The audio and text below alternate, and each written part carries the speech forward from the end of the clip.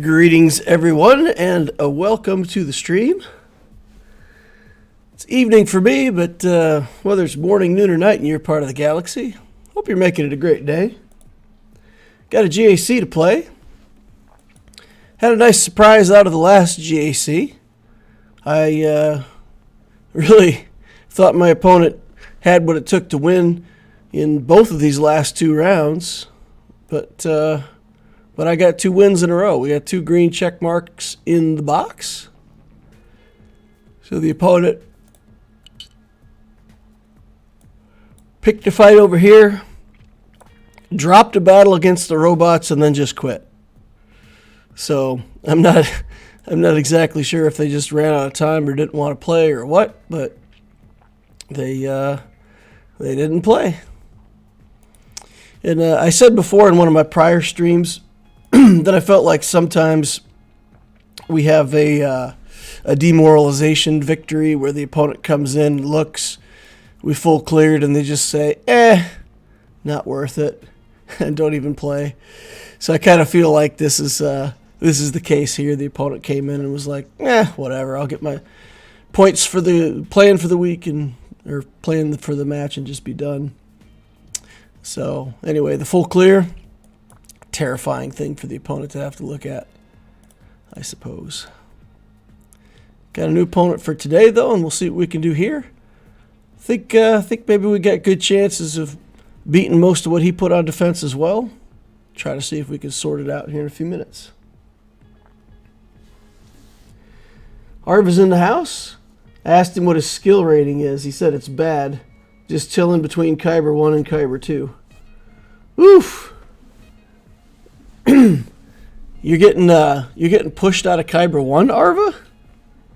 Oh no, I didn't realize that. I thought you were solidly in Kyber 1. Interesting. So I know a while back, pretty good logic was presented and numbers to show how many people were in Kyber 1, and it showed that Kyber 1 was getting squeezed down, and that it's sort of the Kyber 1 division was getting smaller and smaller every time they did the adjustments. Was that ever changed? I thought they had said that they had made some adjustments to how those GAC skill rating compilations were going at the end of the seasons to try to fix that. Did I just dream that up? Or did they actually fix it? Did it work?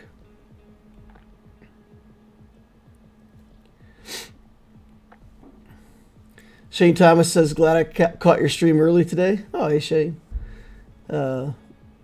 Simon Hatley says, greetings. Antonio says, hello. Clydno says, good evening. Hope you're having a good one. Yeah, we're always trying to make it mostly good at least. Vitor says, I'm happy.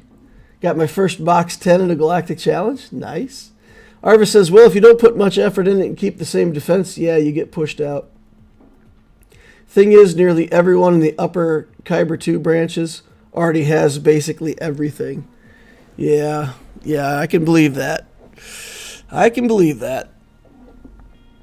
Yeah. I feel like if I'd stayed with my main account, I was spending on that account, and I feel like I probably would have been there by now, have pretty much everything. But yeah, I got the opportunity to play that account a little bit, and it had been over a year and a half since I'd played it, and it was kind of eye-opening going back and playing it and remembering all the stuff that I have in that account. And I was like, man, I really had a lot of stuff. It's still, that account's still further along than where Loquitur is now. So it was kind of interesting to kind of be reminded of that. So I would have had another year and a half of progress on that with spending. So yeah, I pretty much would have had everything by now, I think. Yeah. Leave the same defenses. I leave way too much the same defense. I change maybe one or two teams a week, and mostly just leave it the same. So I'm kind of non-committal about that stuff. So you've been kind of casual about it too, Arva, I guess. Interesting. Depressed Wampa says hello. Hey, Depressed Wampa. Hope you get to talk to your psychologist soon so you can be an impressed Wampa. A joyous Wampa. Happy Wampa seems weird. Can you imagine Wampa with a big smile on its face? That would be uncharacteristic. Hey, you all know what temperature a tauntaun is on the inside, right? Everybody's heard this Star Wars joke before at some point in their life, I'm sure. They're lukewarm. Yeah, lukewarm.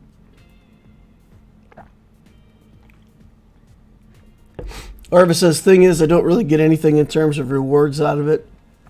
Man, that is exactly it. That's exactly the problem with Grand Arena. It's a fun game mode, but the only thing you get out of it is your own enjoyment. The extra that you get from going from Kyber 2 to Kyber 1, you have to balance that against the amount of time that you have to spend to make that work every week. That's where I'm at with GAC. That's where I've been at for a long time in GAC. I play it. I like it. I stream it. Gives me a chance to talk to you guys and chat and, have fun with the game. It's sort of the reason to have a stream. But, yeah, I gotta say I don't approach it as competitively as I did. See, when there was a min-max element to Grand Arena, it was exactly what I wanted. When you had to optimize the amount of power in your account and minimize the amount of galactic power, that was a fun challenge. I loved that part of Grand Arena where you had to try to keep your galactic power managed. Once they took that away and made that completely irrelevant, GAC kind of lost one of the things that made it so much fun for me. So, haven't even done my events yet today. I'm going to run these while we're chatting here for a minute. Should be able to just put this in auto and ignore it and complete the event. That's the hope anyway. We'll target that ship first. Arva says he now gets his enjoyment out of Territory Wars. What do you enjoy about Territory Wars? So Territory Wars, especially at the higher levels, guilds typically just build an entire wall of something. So there's 39 Leia teams to beat. And then the zone behind that's going to be, 39 Jabba the Hutt with Embo teams. So in Territory War, what I find is it's often, because a lot of the people in the guild play at different times, I'll go in there and it'll be a whole zone of the same thing. And I can have reasonably two teams that work. And then when those two teams are done, I just got to wait for that zone to be cleared. I really can't go to a different zone because, I might need whatever I've got. So it's kind of awkward for me to play Territory Wars because I can play in the evening and then I play again in the morning.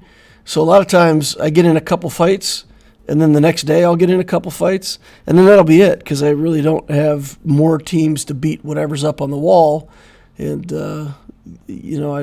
I don't play continuously enough to be constantly checking back to see what my guild has cleared each time. So yeah, it's Territory War is fun for me. The thing I love about Territory Wars is I get to experiment, and you get to experiment at the risk of losing banners for your guild.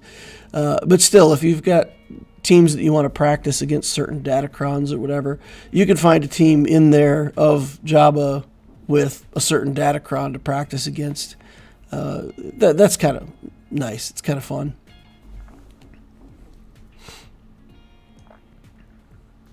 David Dutrow says, I don't think nearly as many people care about GAC anymore. PvE has much better rewards than GAC. Yeah, really it does. If you're the one who does get to make the calls and plan the defenses, it's very fun. Oh, okay. All right. So you're coordinating the Territory War efforts.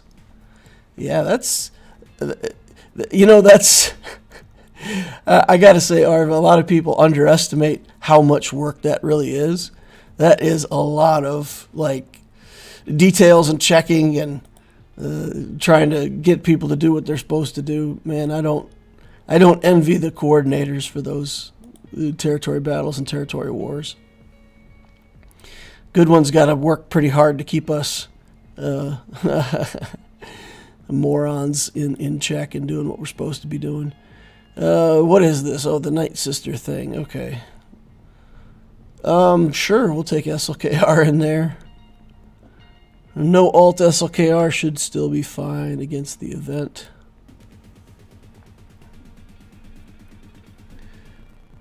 A lot of playing on toilet breaks, says Arva. That's funny. That's funny. I used to do that with when I was playing Summoner's War really seriously. There were occasionally times when I needed to play in the game or start a raid or knock down energy or something like that. And I did the same thing. It'd be like you go to the bathroom, and if you're going to be sitting there for a minute, you might as well pull out the game and burn off your energy. So I don't really do that with Swgoh, though. I have Swgoh on BlueStacks at home on this computer, and then I have it on an iPad at work that I play at lunch.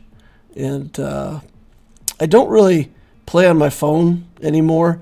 It's a symptom of getting old, I suppose, or maybe just because I have one of the smaller phones with a smaller screen. But man, if I try to play on my phone, I can't read anything.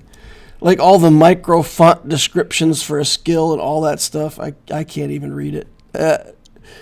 I mean, I can, but it's hard for me to read. So I'm like, I'm just not going to do it unless I have my iPad, and then it's big enough that I can read it. So yeah, I got old man problems with playing on my phone these days. I also play this game called Cards of the Universe and Everything. That's kind of the game that I play on my phone, and mess around with that just a little bit. And went in there and got some new cards the other day, and man, it was so tiny. The font was so small on a particular card that I actually had to take a picture of it and blow it up to read it. Now you guys know all my secrets. You know how bad it is. I don't know if it's like that for anybody else. I mean, it really has gotten hard for me to read the font on my phone. Kith Kanan says hello. Dalton says, I totally agree with you. My roster is low Kyber 1, but I play like Kyber 3 player. Not really worth the time to be in Kyber 1. Yeah, it's tough. It's tough to justify. DL, how do you deal with mod starvation after the light speed bundles? We actually talked about that in my stream yesterday. I talked about it, and I basically said that the more light speed bundles come out, the more it's going to be important to work on your mods. So I'm going to start dropping the 50 and 100 cost refreshes on mods every day. As long as I have crystals to do it. I have some spare crystals. I will occasionally need to save up. I'll keep a bank of like 1,000 crystals that I never spend. That'll be my minimum, so that I can buy carbonite circuit boards when I absolutely need to. But otherwise, I'm going to just, every day I can afford it, I'm going to do the 50 and the 100 cost refreshes on mods, because the more light speed bundles you buy, the further you get behind. And that's the only way that you can, if everybody's buying light speed bundles and you have to differentiate your account, that's the way you're going to be able to differentiate it is with better mods. So the only way to deal with mod starvation that I know of is just to do more refreshes. And I wouldn't say lower your standards, though. Because if you have the right standards and you work on mods, I wonder if there's a way to look at this. Let me think about it. Let's sort by speed for 6-dot mods. No, we're going to sort by speed for 5-dot mods. That's what we're going to do. And we'll see if we can prove a point with this. So you're looking for mods that are good. So we have some 14 speed mods here, some 15 speed on 4 rolls. So you have some good mods at the top that didn't quite work out. Maybe you'll take them to 6 dot someday. etc. Right? But all these mods that don't work out, you still end up with a bunch of mods in the middle that have like 11, 12 speed. 9 is kind of my cutoff, so you'll see that I have quite a lot. These are just leftover mods. These were mods that I was trying to make really good that didn't work out. And you can see my account is just thick with these 9-speed mods. So that's kind of the cutoff. There's some 8-speed stuff in here and some that's even less. But these are all mods that I was trying to make good, and they hit speed on the slice to blue, for example, and that didn't hit hit on the slice to green, didn't hit on blue, however it worked out. But if you lower your standards and you end up with a whole bunch of 5-speed mods all over your character, the difference between like a 5-speed and an 8-speed mod, when you take that 3 extra speed across 5 mods, makes a pretty big difference. So I would say, don't change the standards on what you're looking for, just farm more mods. Farm more mods. Keep the same standards, and you get twice as many good ones as you got before. That's the statistics, right?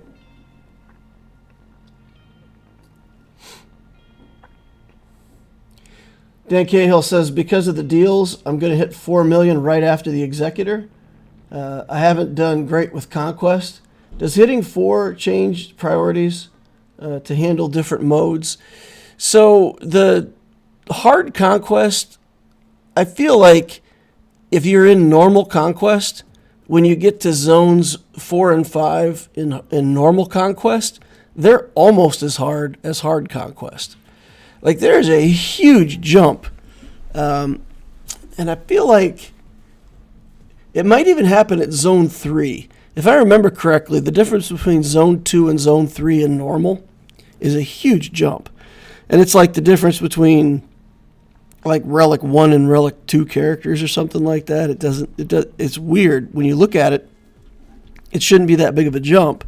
But teams that work in the early sectors in normal sometimes don't work at the higher sectors. But the moral of the story is, if you can do zones 3 and 4 in normal, that hard isn't much harder than that. Things like the Luke, the CLS team, roll through most of hard Conquest. Gas is pretty good. Gas is low stars. Like, a lot of times he won't get you a 3-star win. They'll knock Gas down. They'll kill a clone. Gas will stand back up and kill everything. So you'll get like a 2-star victory sometimes with Gas. But yeah, so there's some teams that are pretty good. Rey is, I think, again, Rey, Jedi Master, Luke. Those particular characters are so good at keeping their teams alive that you can beat anything in Conquest and expect to get 3 stars pretty reasonably. So yeah, that's if you don't have one of those 2 GLs, then SLKR, Jabba the Hutt. There's a bunch of GLs that have good functionality in there. So I would say, if you're hitting 4 million this soon, you got your Executor, go for a Galactic Legend that is going to make an impact in Conquest. That's got to be your next priority. So building good fleet first is your first priority. Building for Conquest is really the second priority. As we've been talking about, it's more important than GAC and a lot of other game modes. And if you build stuff that's good in Conquest, it's good everywhere else in the game too. That's the nice thing. I guess maybe one way to look at it is try to figure out which team gives you the most proving grounds. I think Jabba the Hutt and SLKR can do the most proving grounds. Is that true? Arva probably knows, but I think, JMK, for as good as he is, it kind of isn't that great in proving grounds. Like, there's quite a few of those battles that JMK struggles with. But SLKR does well. Jabba the Hutt does well. The CLS team does several of the early proving ground battles. But that, I think, would be your goal. Arva says he went full phone mode. Too many crashes with BlueStacks costing battles. Yeah, I definitely suffered from that a year ago before I got my new computer with lots of memory and a big graphics card. And I don't have too many crashes. Every once in a while we do, But I reset the blue stacks every time before we play these GACs, so usually it goes pretty well.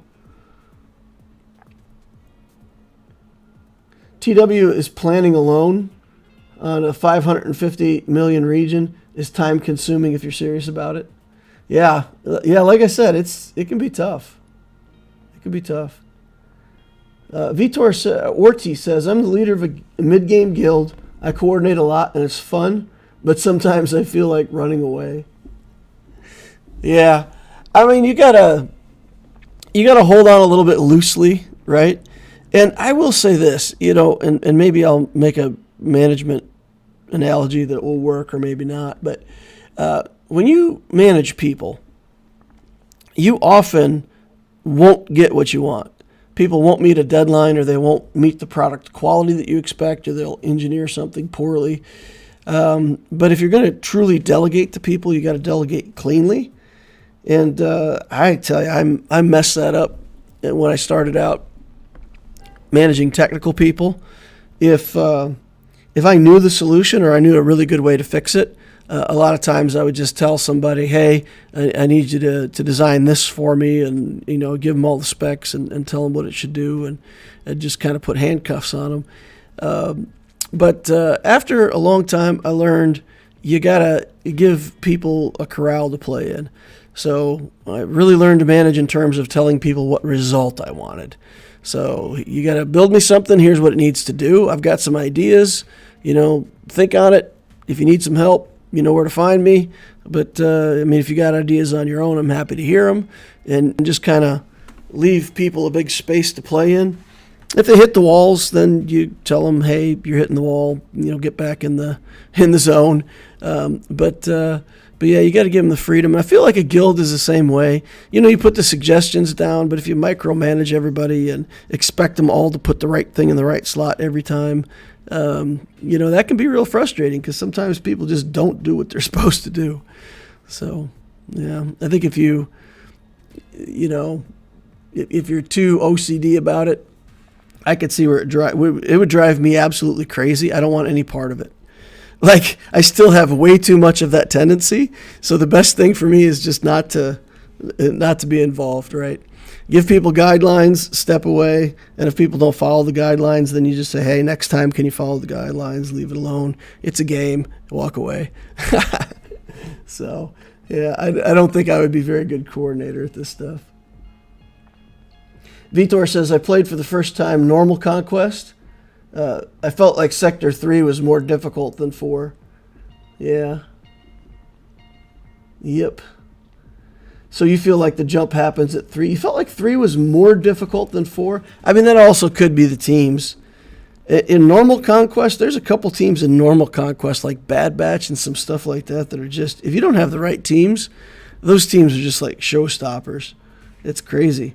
Like your Vader team beats a lot of stuff in normal, but there's a couple teams that, like, if a Vader Empire team is what you're crutching on for hard battles, there's some battles you just don't even have a chance in.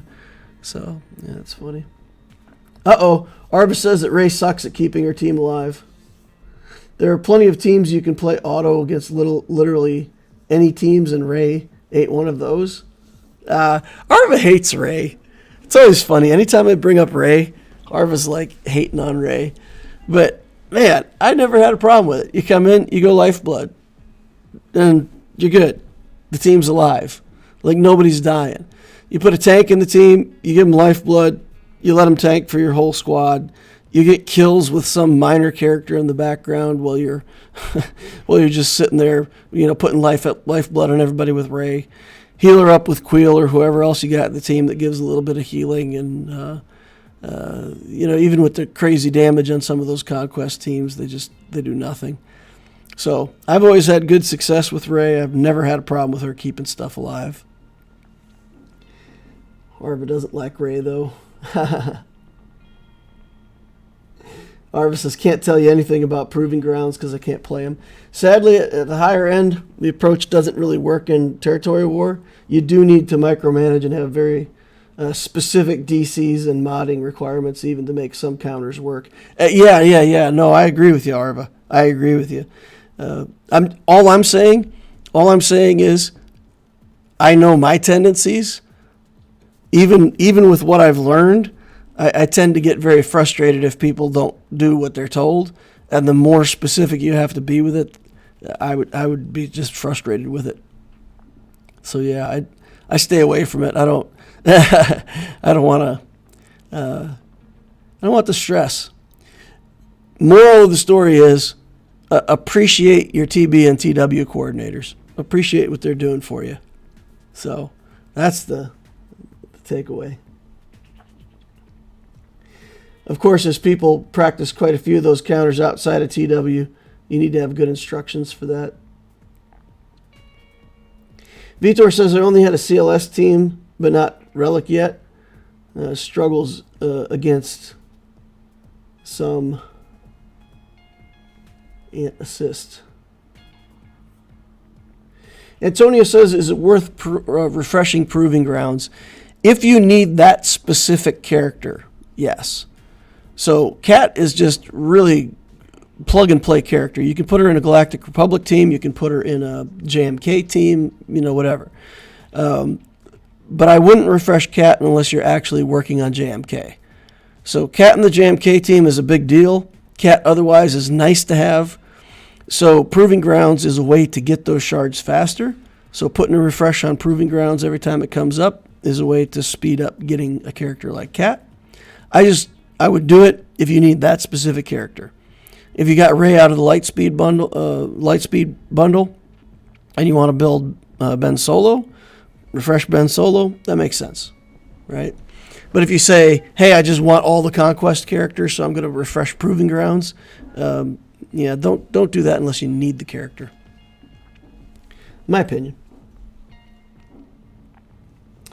Mind you, in a normal work environment, I do prefer your style. Also, fun fact, my team lead looks a lot like you.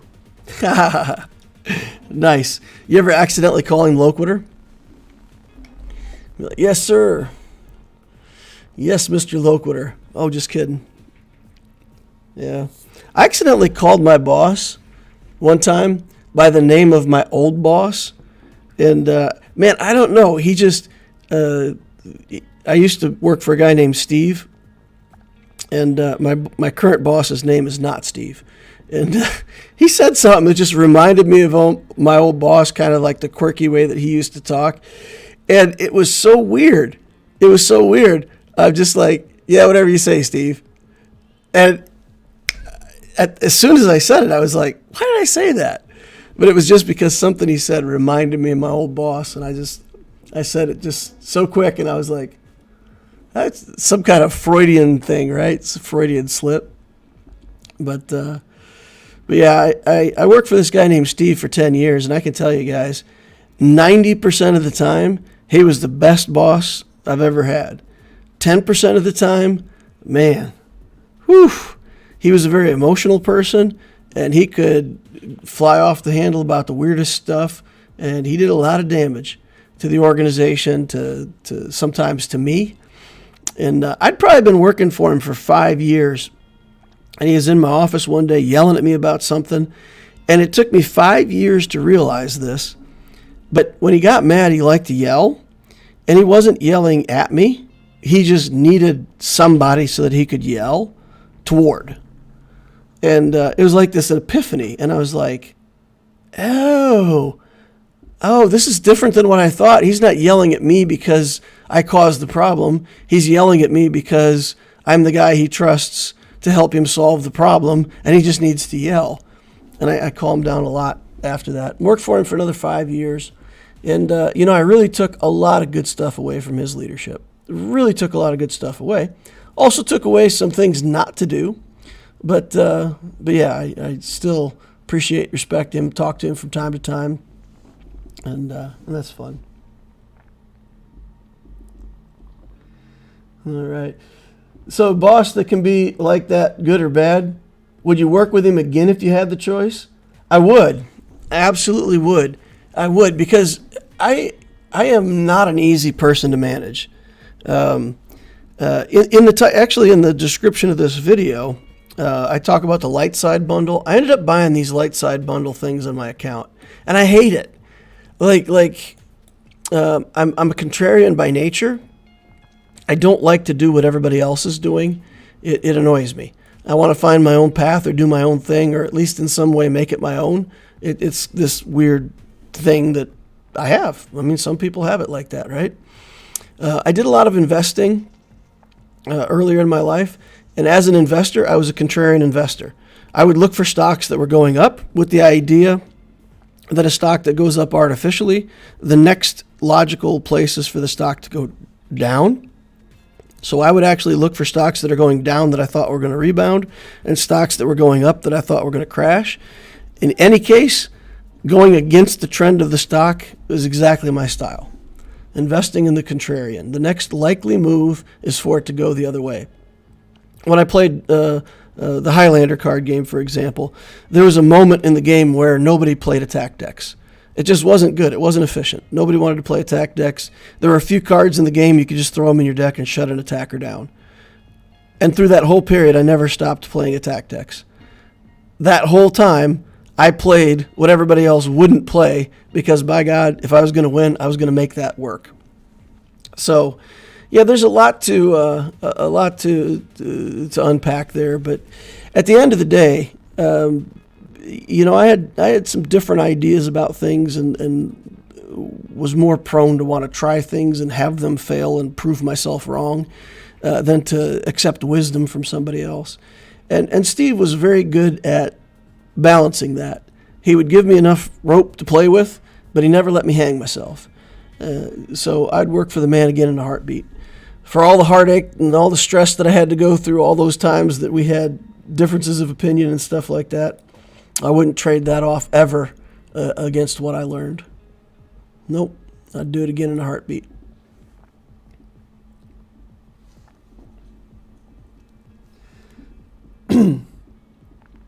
I enjoy, Daniel Cahill says, I'm enjoying the management stories. Boris says, I can't work for a-hole bosses. Contrarian by nature explains the snow trooper relic. It does. It does. And it's simply because if you calculate the amount of gear that's required to make Snow Trooper a relic, it is one of the easiest characters to relic in the entire game. The amount of critical gear, Carbantes, stun guns, all that stuff is low, and you get the shards pretty much for free from just opening your Bronzium packs and stuff. So yeah, it's efficient to do. And as many people as tell me it's a bad idea, it's a good idea. It gets you your first relic trooper for free. It gets you 2 assault battles under control, and off you go. Although, as easy as gear has gotten out of the raid shop, now it's no longer, getting things to gear 12 is no longer that hard. So Snow Trooper's probably not going to be a recommendation in 2024 because he's not in the raid, and gear 12 is pretty easy. So yeah, we got that going on. But I tell you, the contrarian part of me, when these light speed bundles come up, I don't want to buy them. I don't want to have to buy them. I know that everybody else is getting them, and just because of that, it makes me want to build my account without doing it. The problem is the value on the purchase is so high. For $10, you get relics that you don't have. And the amount of time that it saves you in the game if you ever want those characters to be reliced is insane.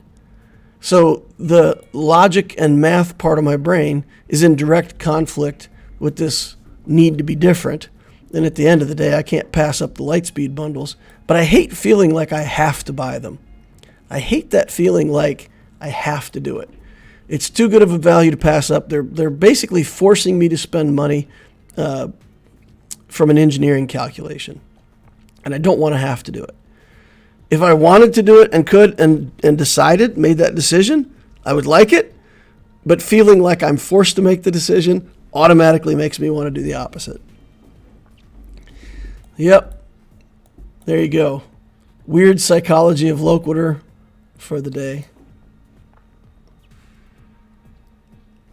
The highly logical is battling the contrarian. Exactly.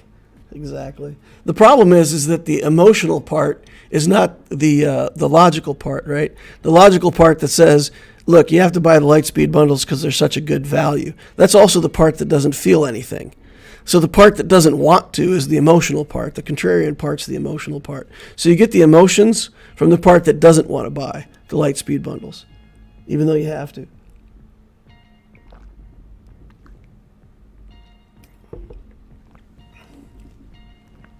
You have to admit it's pretty smart of them pricing the packs this low.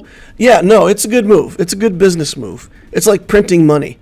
Nobody's mad that they gave out the Mando characters for $20. Like, no end game player is going to quit because new players can get that stuff for cheap.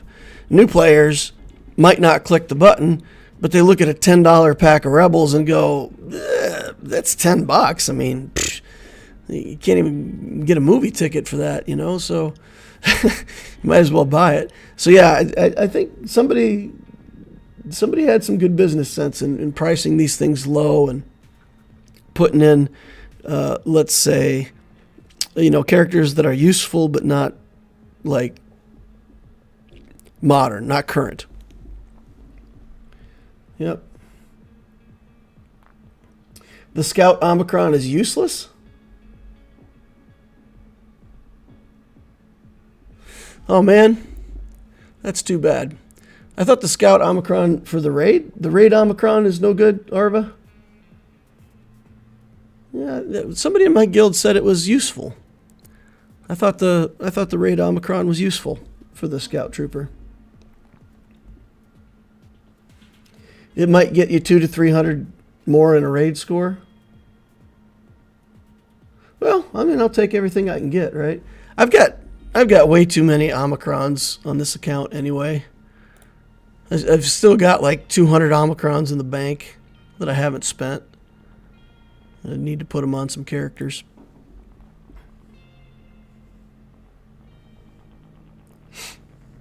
Antonio says, I'll be going for Leia, but for the time being, I also need the relics to get SLKR out of the way. 4 needed to start him. TW Omicrons, more TW Omicrons. I'm working on Embo. I'm going to relic Embo for the guild to get that Omicron up and running in my Jabba team. Yeah. All right, well, let's take a look at this GAC and see what kind of opponent we've got. We've got Dakar, the Blade Master. 9.4 million galactic power, 4 million in ships, 5.5 in characters. Galactic War Battles, 129,000, about a 7-year-old account here. No Leviathan, so that's nice for us to fight. He does have Executor at 7 stars and Profundity at 5 stars. I do expect to find the Executor on defense. That's pretty standard for people who have both. They usually take Profundity on offense, leave Executor on defense. We got Malevolence and Negotiator, of course, and the usual other suspects in here. Does have a Raddus fleet. Finalizer fleet is not done yet, though. Over here on Galactic Legends, we've got Kenobi, Vader, Luke, Jabba, Sith Eternal, and Rey. So we're just missing, what, Leia and SLKR. Strange that an account this age is missing SLKR still, but that's the case, and also doesn't have First Order all relic, you know, so didn't this player passed on the packs. So maybe the account we're looking at here is truly a free-to-play account. Could be. It's a possibility. We got Skywalker in the account, Malgus at Relic 9, which is nice to see somebody finish him. 50 RT all the way to Relic 7. Jedi Knight Luke is only Relic 7. He's another one of those characters that's really good to take to Relic 8. So Relic 7 on the Star Killer. Got Newt Gunray in the house. Got tons of stuff at Relic 7 in this account. A lot of requirement characters. The Triumvirate. Some resistance stuff. And then just a bunch of stuff in the middle at Gear 12. If we sort this by speed and take a look, Commander Ahsoka Tano, fastest non-GL character. 357. That's pretty good. 22, 23, 22, 24, 25. So it's not horrible, but if that's the fastest character on the account, that's a good sign for us. Here we have a 343 Maul without a speed set. So he's got pretty good speed substats, but it's all health. Interesting way to mod Maul, I suppose. Here we've got Darth Revan with the speed set at 333. So that's pretty good too. So he's got some characters with speed on him. By the time we get down to Piet, where are we at on Piet? 324. Okay. Marjade, less than 332. Oh, she's right at 332. Oh my goodness. We can't beat her with our Moff Gideon if they put the a Starkiller team on defense. All right, so players got some good mods. Let's see what they put on defense for us.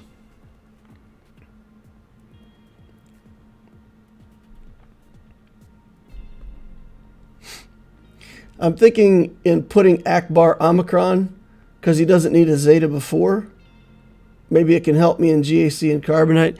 Vitor, I did that on my Obtisio project, on the Inquisitor Obtisio account. I did the Omicron on Akbar, and it never paid off.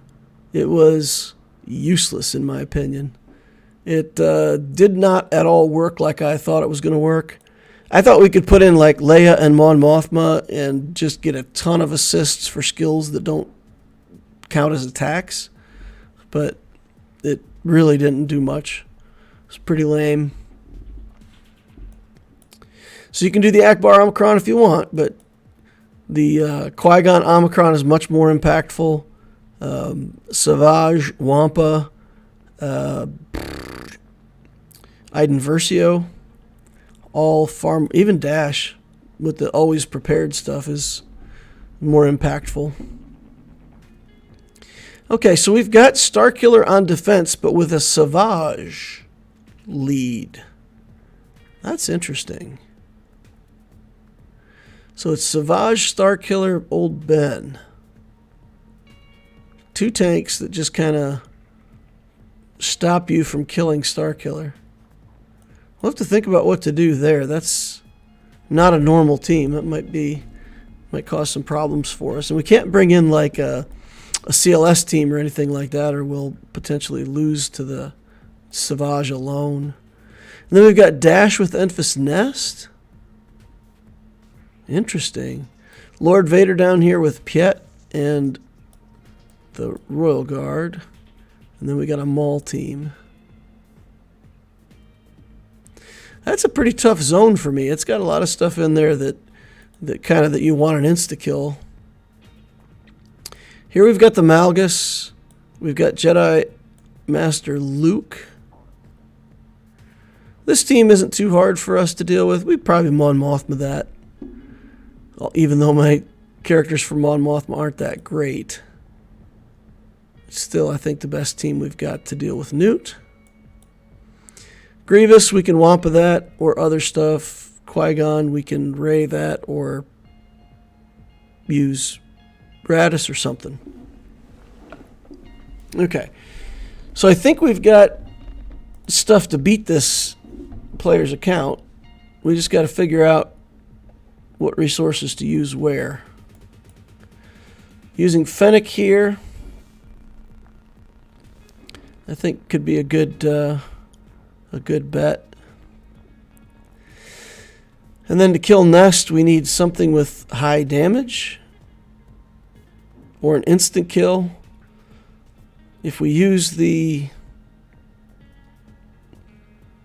Yeah, we might have to use a Fennec team with no Mandalorian and just kill the Royal Guard manually with Fennec doing damage.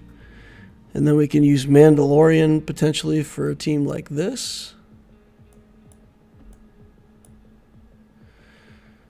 This Savage team. What are we going to do against the Savage team?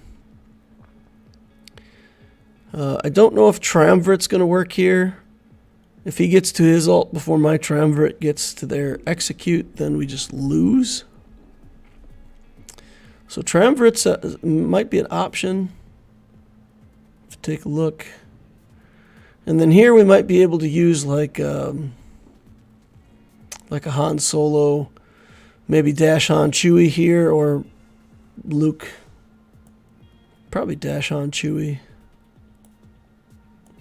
Maybe. And what do we use against Bad Batch?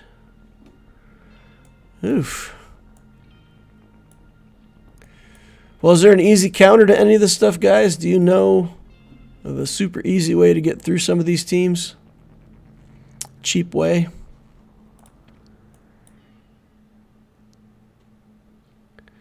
If we do bounty hunters, we could do Fennec, Bosk, Grief. Trust Bosk to buy us some time.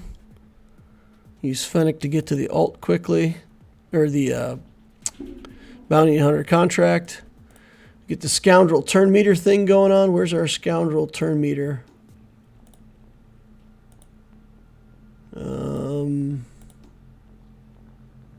Where's our scoundrel turn meter?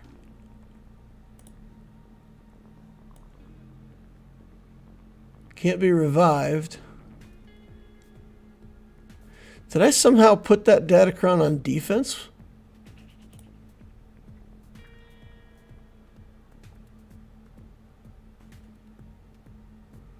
Huh. Well, that's interesting. I guess I put it on defense. I'll have to remove that Datacron from defense so we can keep it from offense.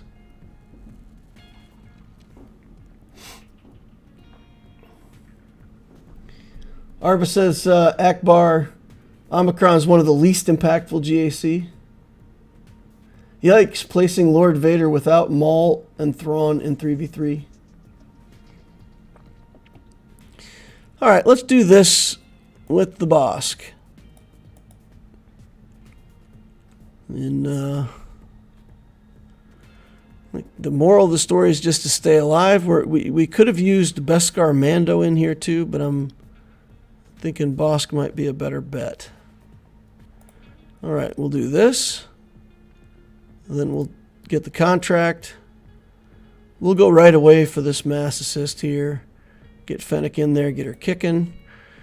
We'll take some stacks of armor shred. Okay. So now just get Fennec in there kicking. So I used to work for a Dutch company. I think I've shared that with you guys before. And I was over there one time, staying with one of my colleagues over there, just hanging out. And his girls were watching Kermit the Frog. And apparently the word for frog in Dutch is kicker, like K-I-K-K-E-R. So they were watching Kermit the Kicker, which makes sense because, you know, frogs being kickers would make sense. It's logical. But, yeah, so Fennec the Kicker. Fennec the Frog. Put some more stacks of armor shred on him because, you know, can't hurt. And also we have armor penetration with this Datacron. So he should be feeling quite penetrated, really, overall. His armor, I mean. Get your mind out of the gutter, guys. Let's talk about his armor. Okay, that ability block is going to be hurtful. Okay, we got through him. We got through him.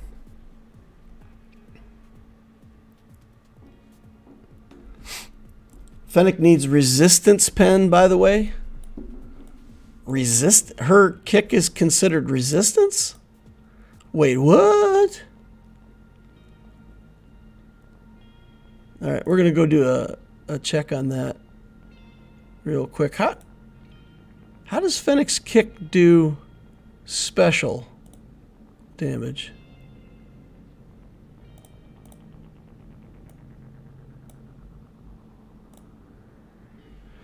Deal special damage to target enemy 5 times. Oh, well, there it is. Special damage. Well, alrighty then. Does armor shred Armor Shred reduces both armor and resistance, right? So this skill, okay, inflicts Armor Shred. It doesn't have a glossary of the debuffs in here, does it? Yeah, I'm pretty sure that Armor Shred reduces both stats, both resistance and armor. Armor Shred debuff. Gotta go do fact checks here.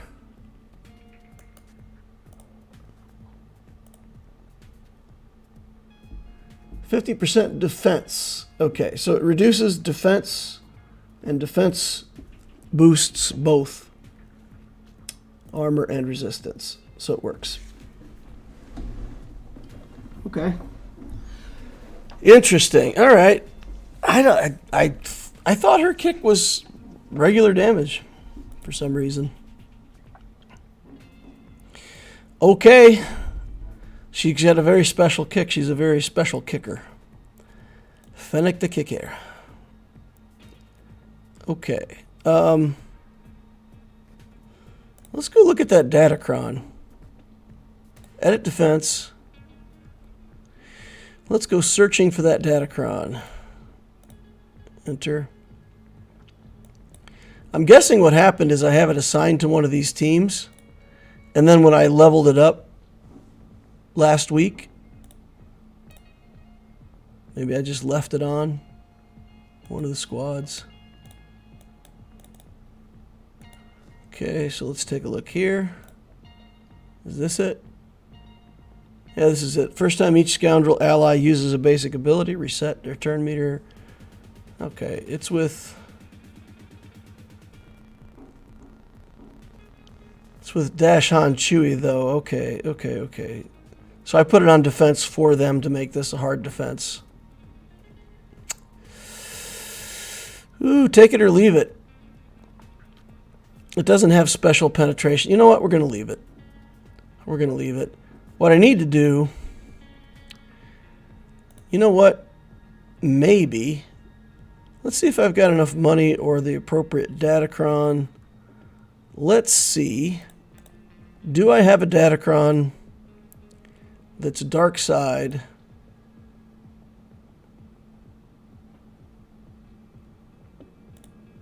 That I could re-roll? It would have to be right at 6, right? It would have to be dark side. It's light side. Okay, well that's it. Is this dark side one?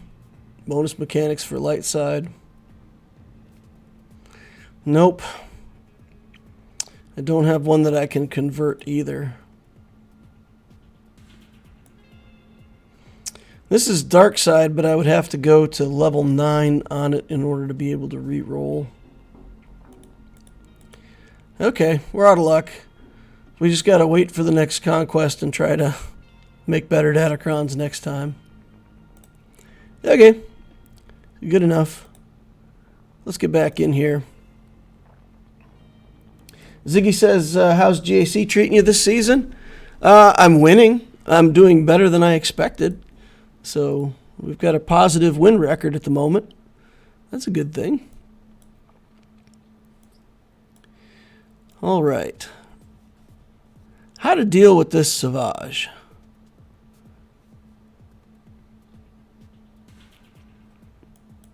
We've got Malgus to deal with.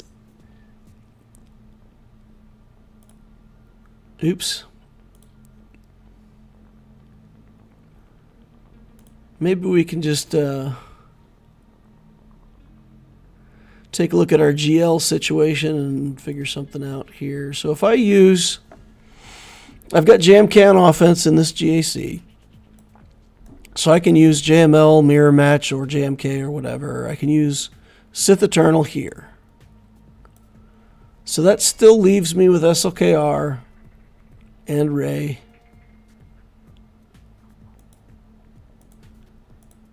And JML or Jedi Knight Luke, one or the other. So if I used a few GLs, I could get to the back wall real easily. But if I want to save stuff for the back wall, then I have to be conservative here. Does a Jedi Knight Luke team work here? So if I did something like this, we can just target Starkiller, kill him, target Savage. We should have enough damage. Oops. We should have enough damage to take him down, right?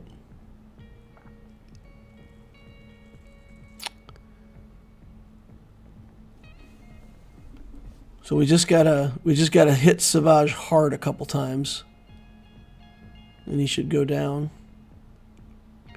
And with Hermit Yoda, we'll have 25% more on Jedi Knight Luke.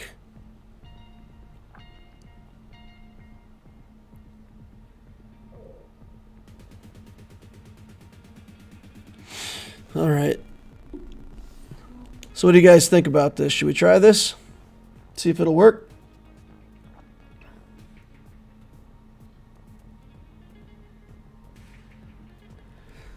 You don't want to focus Starkiller first? Yeah. We would focus Starkiller first.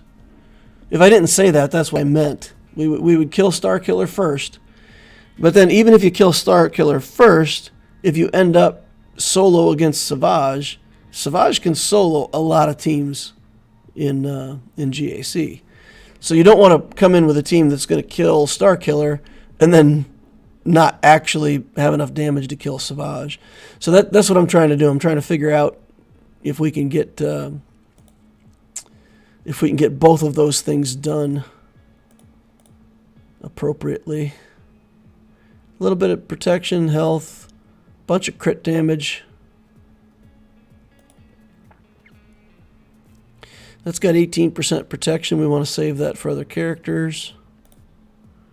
Accuracy, these are garbage.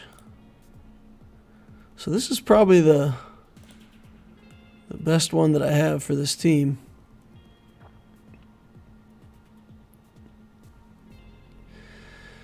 All right. So let's do this. We'll kill Starkiller. And then we'll try to kill Savage second. Because there may be some times where we don't want to attack him. We'll see.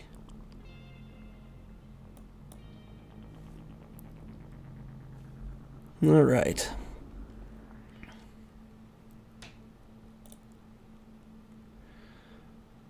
Okay. Let's go ahead and get that on Luke right away. Let's kill Starkiller. That hit from Luke onto the Savage, not really promising. That did not do much of anything, to be honest. Okay.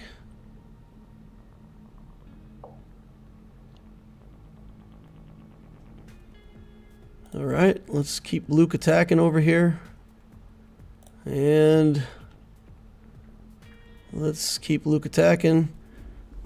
Threat 1 eliminated. All right, we're going to try to do this. And we're going to go all in on Savage.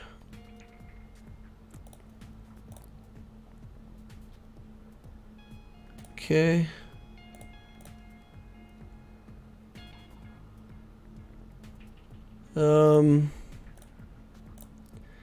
We'll get the training up here. Guess we don't get much of a choice. We're going to have to kill him.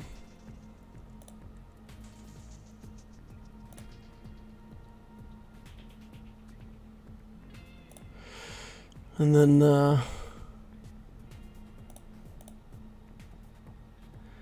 maybe should have brought in something with healing immunity.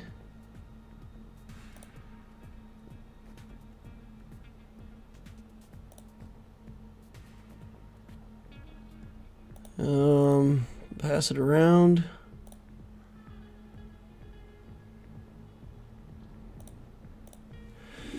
Yeah, I don't know. We're not getting this job done very well here.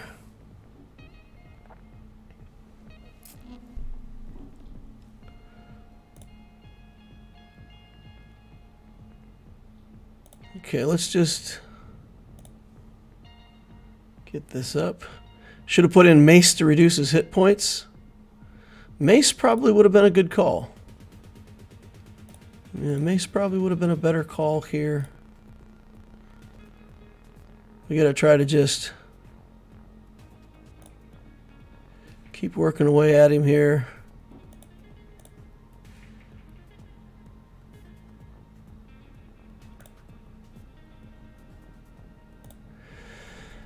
I guess I'll just put it in auto. I don't know that there's anything here that I'm wanting to avoid specifically, or should I put it on auto basic? Let's try this just for a second. See if just using Luke's basics a lot is going to help.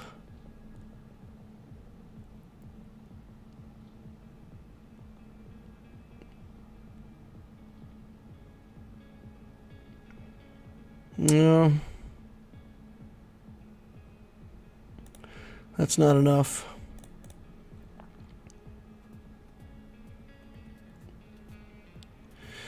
All right, well, I thought maybe we could get this done, but maybe we don't have what it takes here. Come on, Luke. Get in there, buddy. Oh, there we go. Nice. Got him. Savage isn't that bad to clean up. Savage, in that case, would have still been the leader. He's not bad to clean up, but he's also not easy. I wouldn't call that easy to clean up. All right, we used a good team, but we got the job done. Now we've got Enfys Nest, which this character is just super annoying.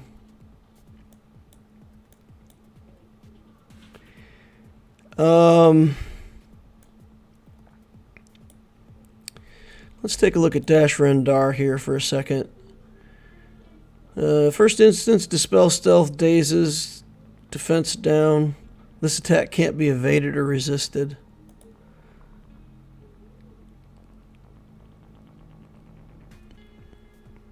Does that mean also that the debuffs can't be evaded or resisted? It doesn't say that. This attack can't be evaded or resisted. So can we Enfys Nest here or not? I don't think we can. I don't think we can try to like ramp our own nest against his characters there.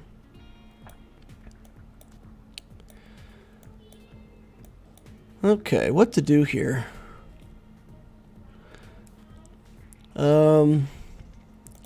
Gas would do good against this. So maybe we just throw gas in here. Throw gas on the fire.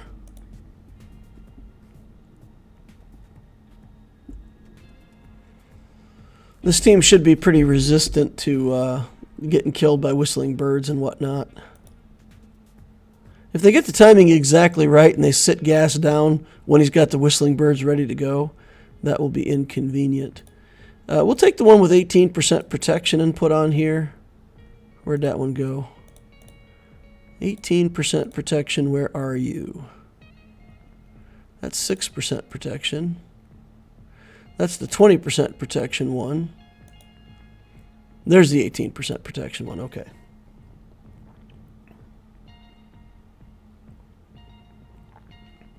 Luke's first special is the key. He says, luckily we don't have to worry about that. Okay. Let's get this team out of here. And then against the Maul, we have to figure out Maul. I might just use a Galactic Legend against Maul. We also have Dash on Chewie's on defense, right? So we have the CLS team that we could use.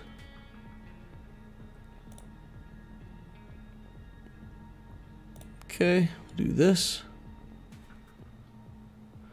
Get in for a big hit. And we will call an assist. Oh, no, everybody's got days. We can't do nothing. All right, fine. We'll do that. Okay. Get rid of these debuffs. Hit dash. We'll hit Enfys Nest. Well, she's available for hitting. And then we can wait for her to take another turn. And then hit her again. Okay. Whistling Voids. And they haven't even knocked yet down, gas down yet, so that's good. Okay, this Maul team.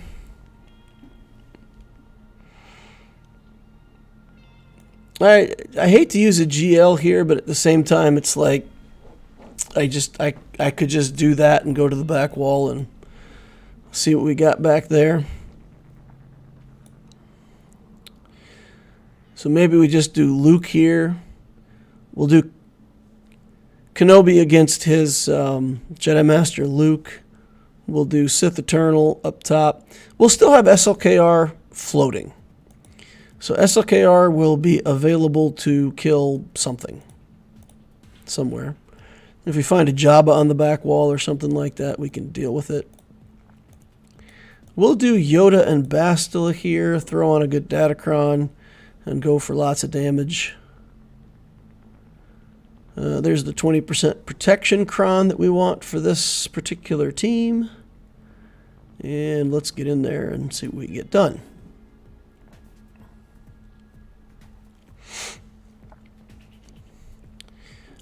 Okay. Let's do that first because, you know, reasons. Then let's not do buffs yet. We're not going to do buffs. We're going to do ability block. Sounds good. Then we're going to send Yoda in. And we're going to send Yoda in. Then we're going to share buffs. Then Yoda's going to do Yoda things. And send Bastila. Ooh, nice hit, Bastila. Oh, come on, Maul. Stealing my banners, bro. Stealing the banners off of my Yoda. Okay. And then Bad Batch. Bad Batch dies to CLS, right? I don't think there's anything unusual about this one. We should be able to use CLS on the robots and cut through it.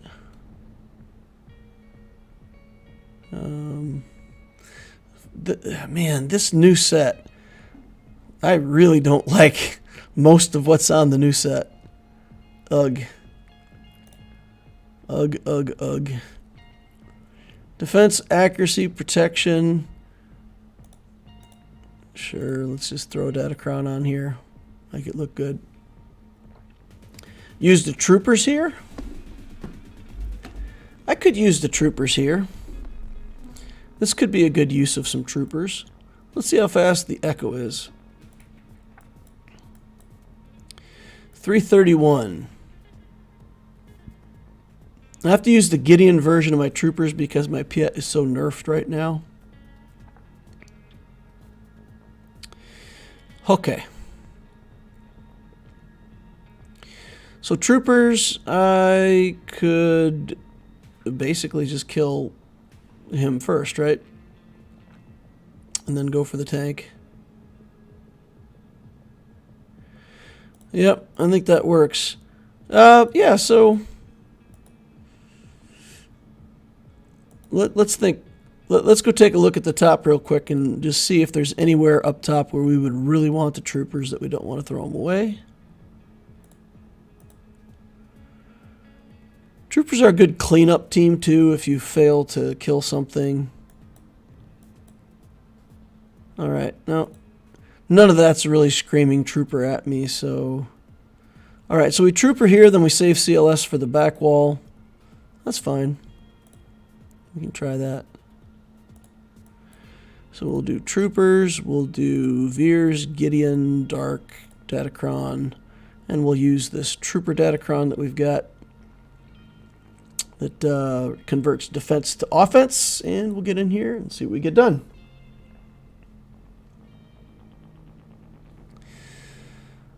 Okay. We'll target Echo first.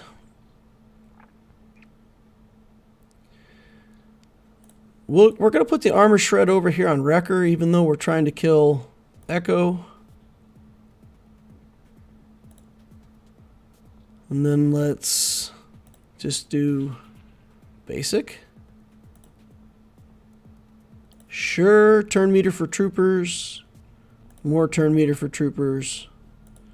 And we're good. 57 banners. Nice, clean, easy win. Let's see what we got on the back wall. Do we have a pop-up job on the back wall? Ooh, gas. Get a gas team on the back wall, and then basically not much else. We've got Iden. There's, I think, stuff that we can use to kill that Iden. We just need big damage for it. I don't think we have to use the Wampa there. So the question is, what do we do against this gas? We've still got SLKR. I suppose we could throw him there. We still got CLS. We've got some other teams that we could use.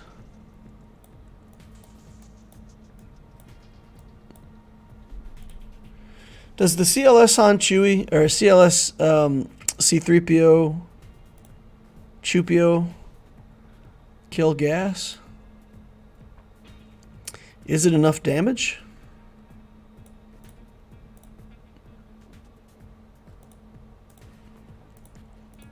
Is it enough damage? CLS. It's Relic 7 across the board. We've got quite a bit of damage. We can actually probably... Let's check mods on this guy and see how good it is. He's modded for offense. 89,000 on protection. Okay. Kind of a different mod strategy that I'm used to seeing. So we should be able to sit him down pretty quickly. Should work. We'll use this one. Defense, accuracy, protection, health. It's got a little bit of stuff. But this gives us some tenacity, which isn't bad.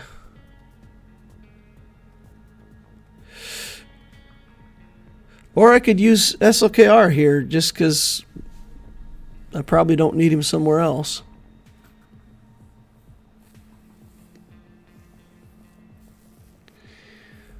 Yeah, what if we just use SLKR here? That might be the right move.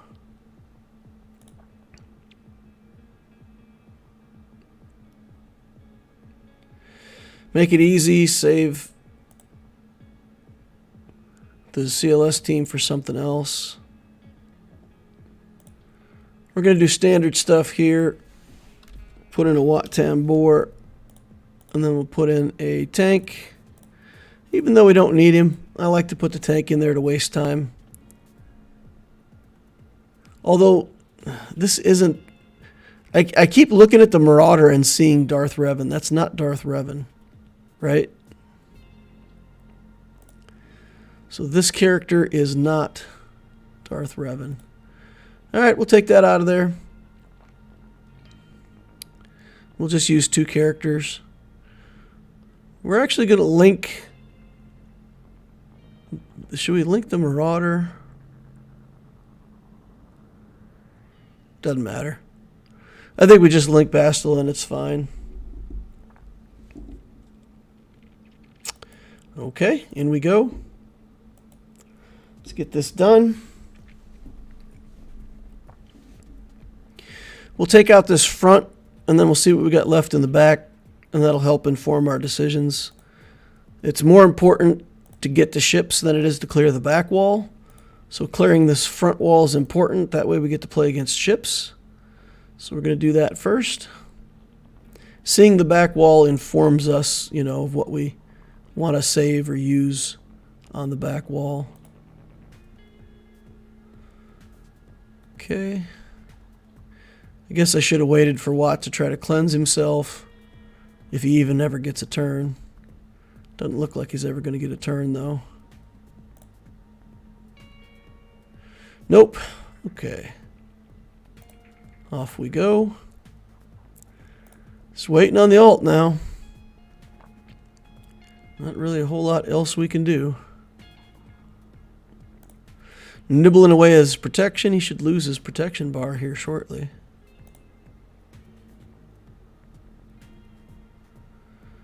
Okay. And the ult should kill 2 out of 3. And then I don't think there's any way that Marauder can can solo a Sith Eternal. And, you know, the shocks are good for getting what we need done. 55 banners. Lost a chunk, of course, for that Wat Tambor, but that's how things are. We'll play Kenobi, Cat, and Kenobi. We'll do the same thing we've done in many battles before. We will do the ult as soon as we can get it, and once we can ignore taunt, Cat will instant execute Jedi Knight Luke, and then we'll finish off the battle from there. Mediocre Krons here. This has got recovery on it. We like all different kinds of recovery. So we'll do that. And yeah, I don't think we'll need to do anything weird here. Let's do this first.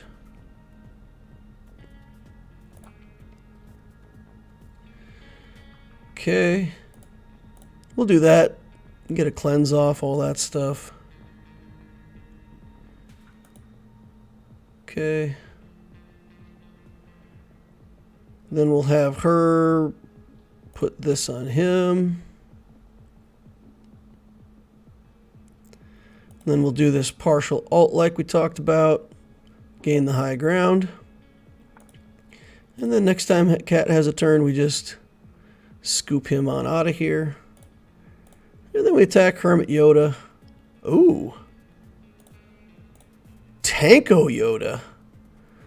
Yes, I understand that he dies when Luke dies, but I don't want to have to deal with the recovery and all the stuff that Hermit Yoda brings to the table while I'm killing Jedi Master Luke, so we'll just make that a non-issue. We'll reset Cat. And then she can put the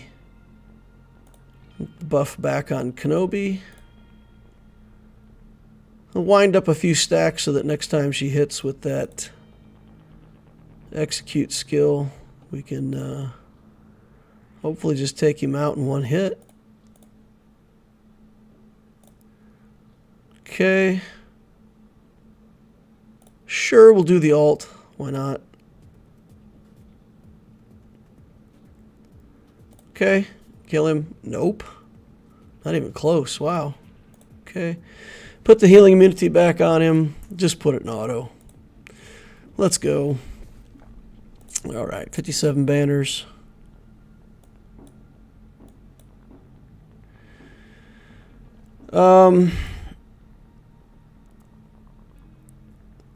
This, we had some success doing this with Rey, which will save our Admiral Raddus team. Or we could use Raddus here and save Rey for something else. Or Mini Rey. Mini Rey. What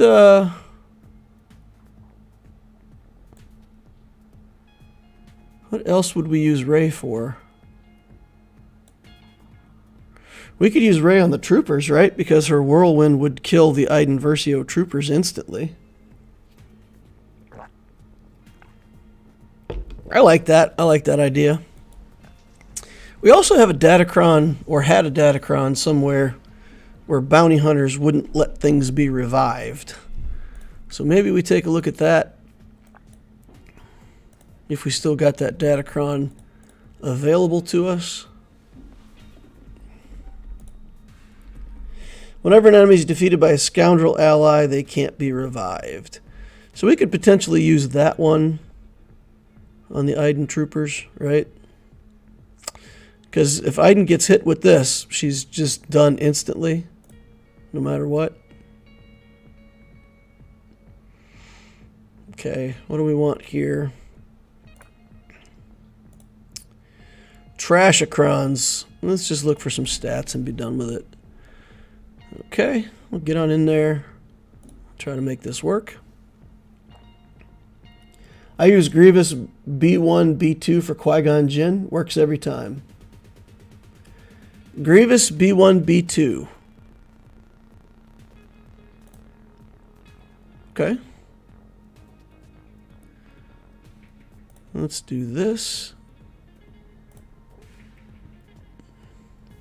So Grievous B1, B2, you just do area effects until Qui-Gon's dead. I take it. Oh boy, Anakin's angry.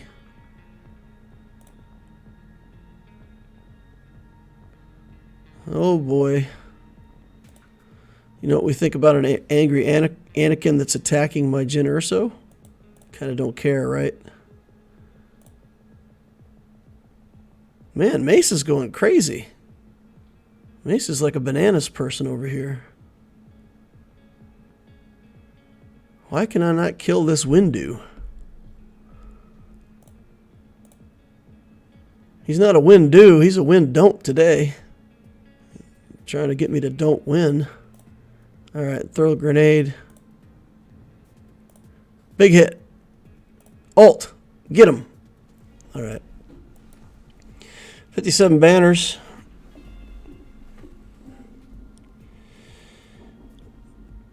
What we're going to do, we're going to try Mon Mothma here. And then we're going to go try to beat that Iden team with something that is not Wampa. And if that works, then we're free and clear to do whatever we want with Wampa. And if it doesn't, then we can always Wampa it and use something else against Grievous.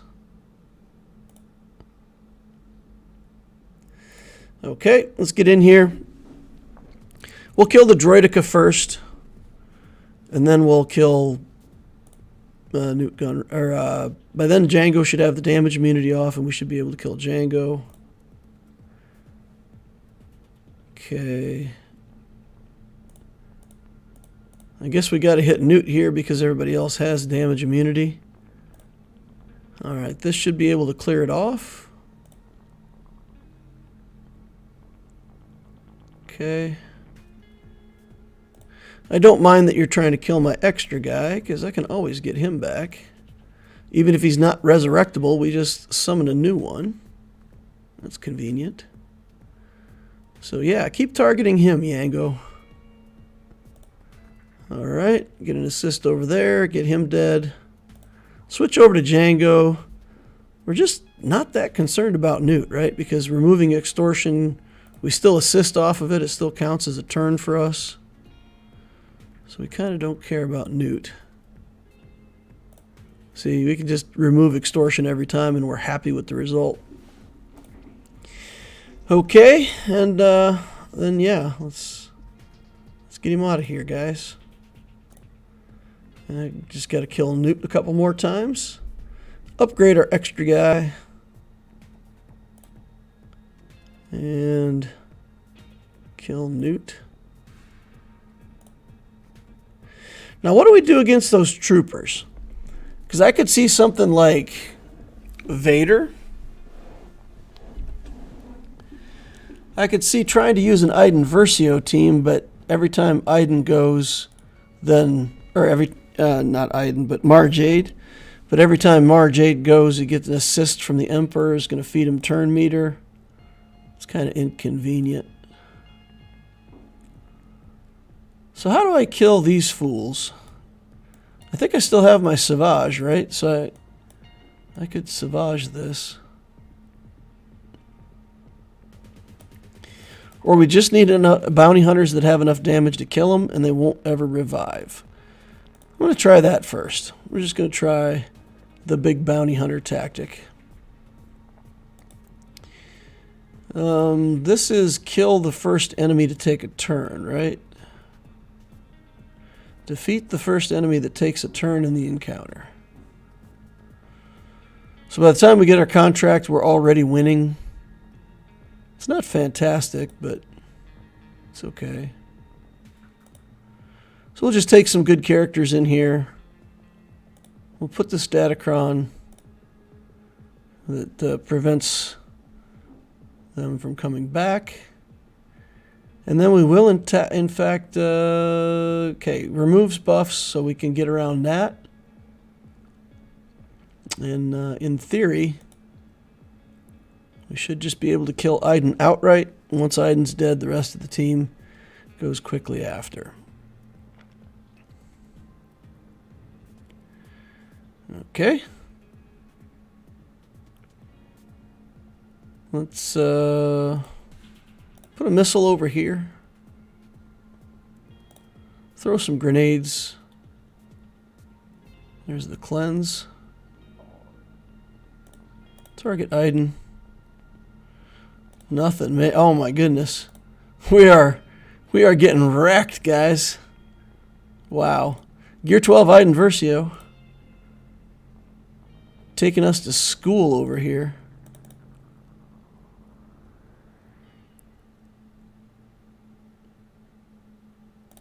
Well, mistakes were made, apparently. This is, you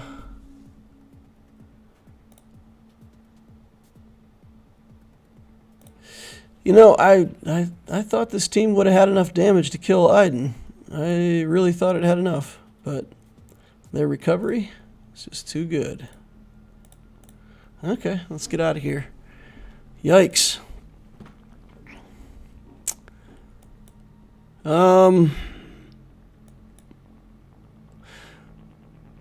We have bounty hunters that we could use with Mando and just poof them. We could use the Ray, just whirlwind them. That's risky, though. I think this Iden might... I don't know.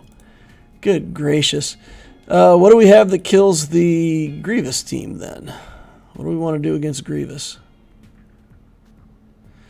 So if we just Wampa that in the back, what do we do here? So we got B2 Magna. So we could do like the CLS droids here against Grievous. We could do...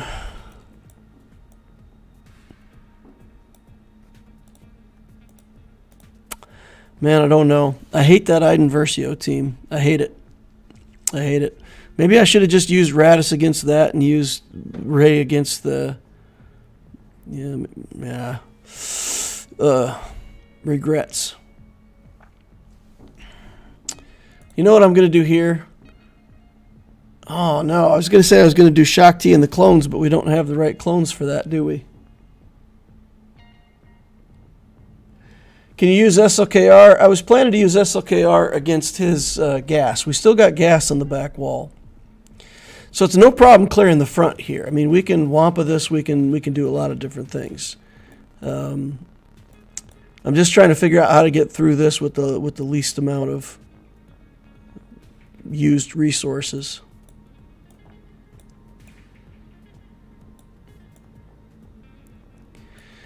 Is there something else that's just good at killing Grievous?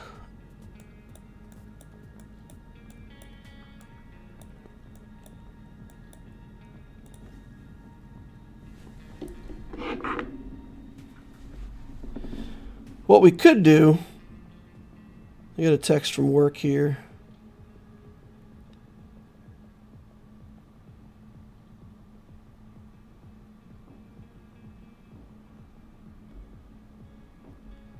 Okay. Not critical. I don't have to get involved with that right now. Okay. Man.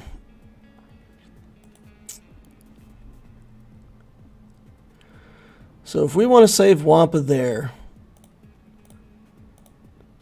let's go try Ray. Let's just go here, throw the Ray in, and see what Gear 9 Ray can do. See if we can solve this problem this way. And what we're looking for here is just whirlwinds, right? We have to whirlwind them when they do not have the buff over their head, the resurrection buff. Okay. Let's do this. A little lifeblood here.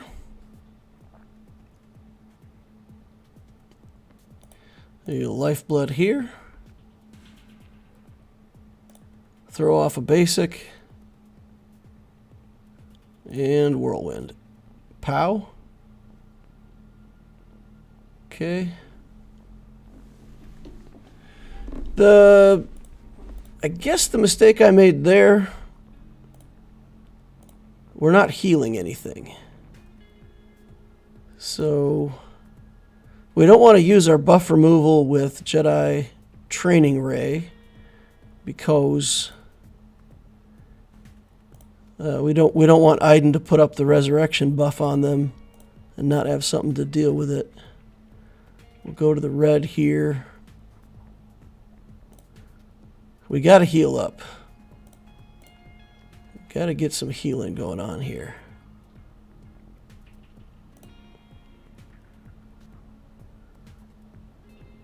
Oh boy, almost dead. All right, now we'll remove that and hopefully get a kill. Nope. Get a kill? Yep. Get some healing. And we lose our Ray.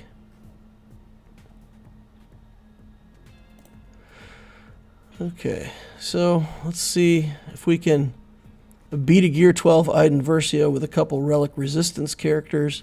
The answer's probably no. 44. My goodness.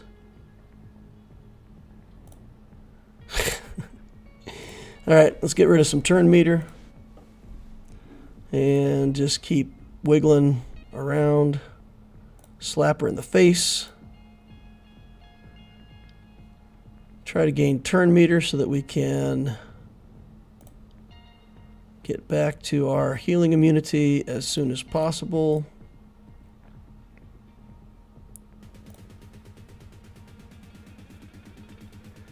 Quit stunning my guys. Get rid of that turn meter. Down to 20 stacks. Let's just put it on full auto. There's really not much that the AI can do at this point to mess it up. Alright. Gear 9 Ray. A Gear 9 Ray was lost in the making of that that win. Alright. And we do have these Night Sisters still to deal with. This guy put down a defense with a lot of good stuff. It's a lot of stuff that's good enough that you got to pay attention to it, you know? It's nice. It's well done on his part. Alright. Wampa no Datacron. In we go. Use Night Sisters for Grievous. My Night Sisters are pretty bad, though, still. I don't have a whole lot of confidence with my Night Sisters against Grievous. I relicked my 2 Night Sisters, but they're literally just Gear 13. They don't have a single relic level on them. So, if he rolls over and kills Daka and Zombie in the same turn, we just lose that matchup instantly.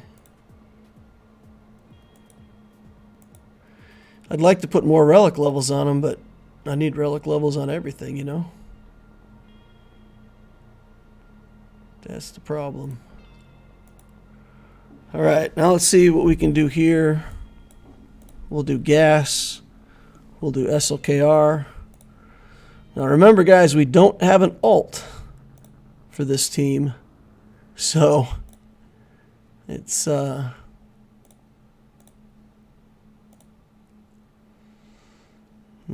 fantastic. All right. Let's get in here and give this a try.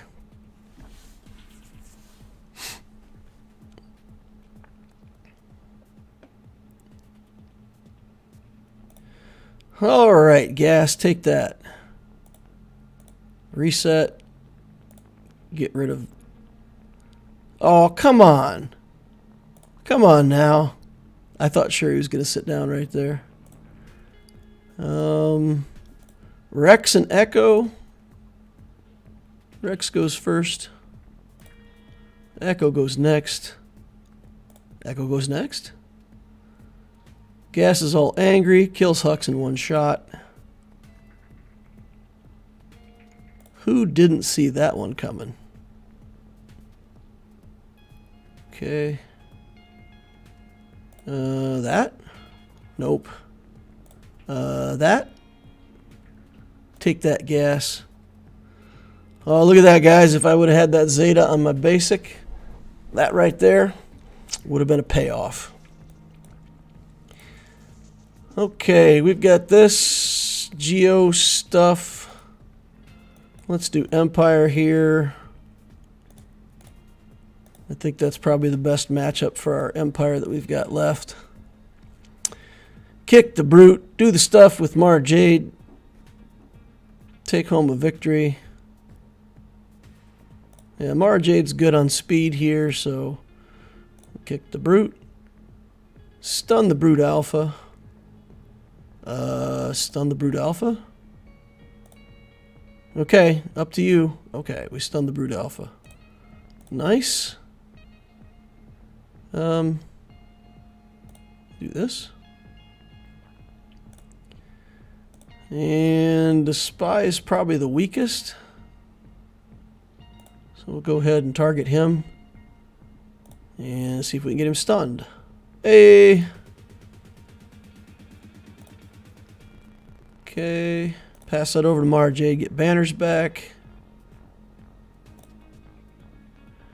1 down, 3 to go. Restunning everybody.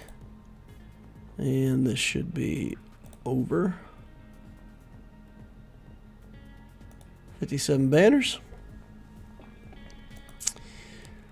We've got Mon Mothma with Kyle.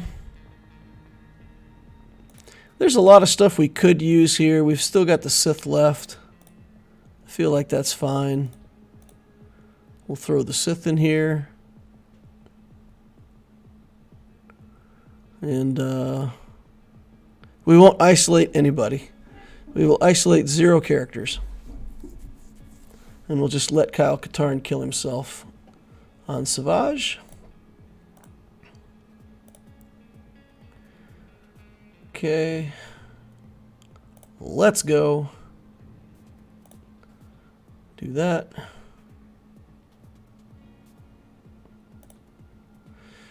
And if it gets down to the point where we have to use our Annihilate ability, of course we'll use that on Kyle.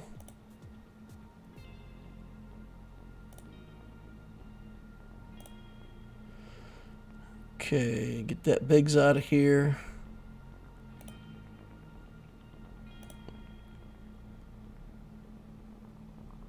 Kyle's down to no hit points, so we can kill him potentially.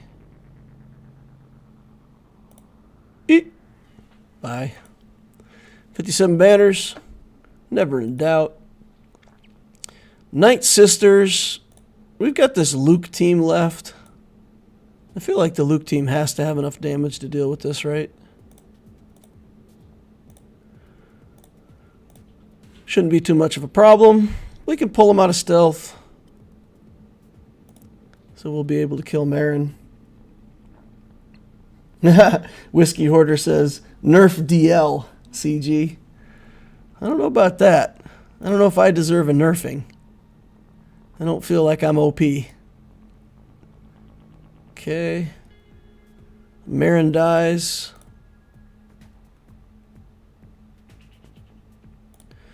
There were 7 Marins before this one, guys. Did you know that?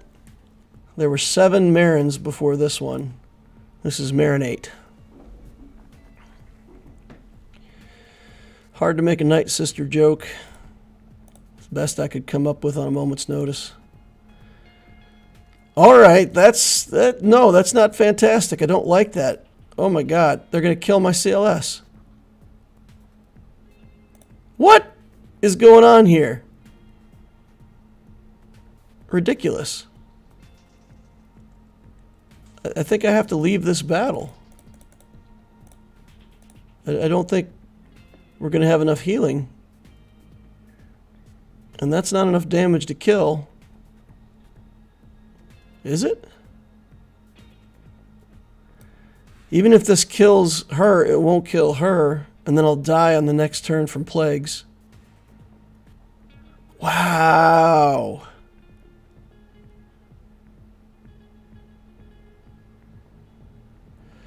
Which will give them turn meter. Going into the next fight.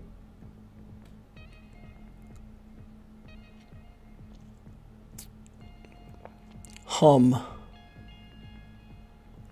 right, well, we're going to try it. See if we can finish the battle with, nope. I was going to say if we can finish with Talzin dead, we'll just leave it at that. We're not going to get that. Stunned. All right, bail. Bail, bail, bail. Night Sisters, huh? Well, let's try Shakti and the 501st. Maybe they've got enough cleansing and healing and stuff to get through this.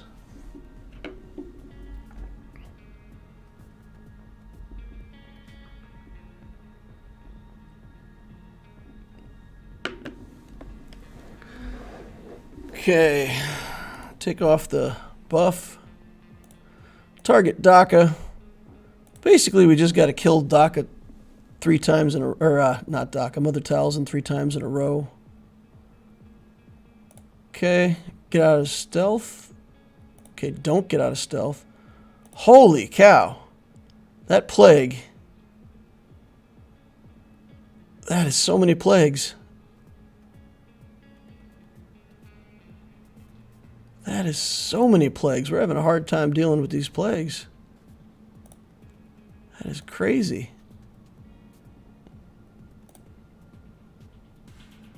Shakti just dies. Wow.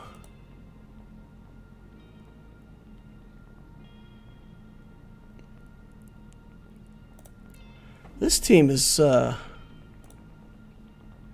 nasty.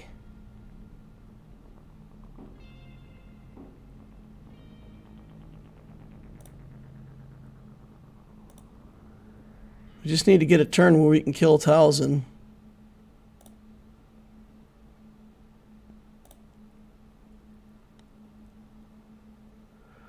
Nope, we're not going to get her. Nope, they got me and they got to turn me. Ah, son of a gun. Didn't leave fast enough. All right. Kind of running out of things we can do here. Get hung up on a Night Sister team. That's embarrassing.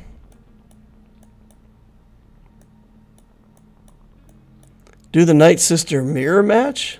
I don't think that goes well for us, though. We've got Vader. What kind of team can we put together with Vader? Do we have anything that we could do, like a Vader, this guy, and a tank? We can't really cleanse the plagues, but maybe Vader can get a couple turns. We could put in Piet and just try to do more damage. Yeah, let's try that. Night Sisters are OP with Marin's Omicron. Yeah, this guy, like I said, this guy had a ton of teams that were good enough that you had to deal with them. Okay. Let's just go straight into Merciless Massacre, I guess.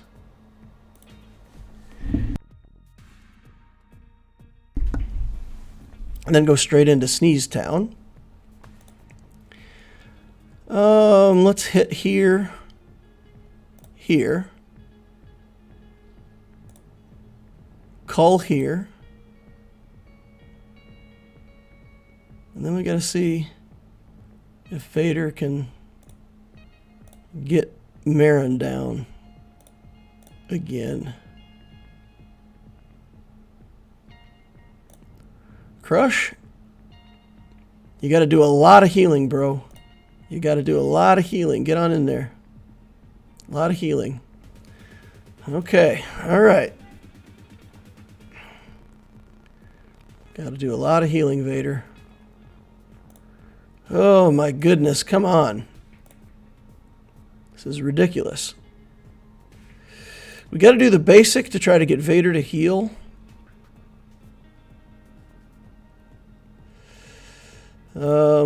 Just try something here for damage. Good gravy. I'm just going to leave it. I'm just going to leave it, let it time out. Lose Talzin as the leader.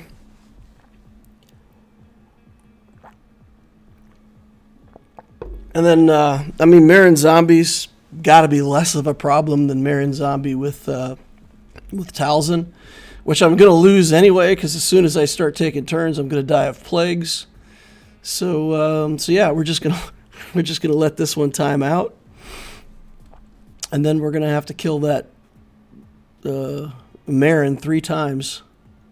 That's ugly. With stealth.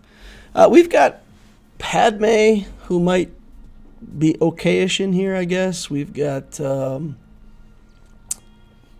bunch of other just relic teams, right? So we got a lot of stuff to throw at it. We just need to figure out a combination of things that has, like, you know, some turn meter gain and healing.